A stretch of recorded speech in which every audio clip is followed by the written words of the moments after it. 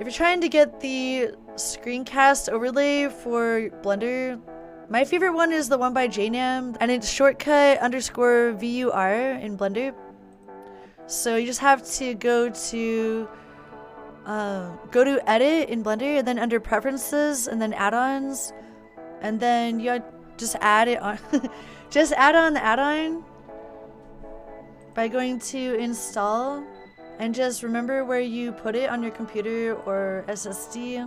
For me, I'm gonna look under my SSD under G Drive and program files, Blender, plugins, and then this one is the shortcut VUR. There's another one called screencast keys, but that one didn't work for me off the bat, and let's see if this one does. Because this one has worked for me on the other computer. There it is, it shows right up. Boom! All you gotta do is select that, and then it shows up immediately. And then you can choose how you want it to look, like the text color. I like to choose colors that are not gray, that way it's easy to distinguish. So like light blue, light pink. I just like pretty colors.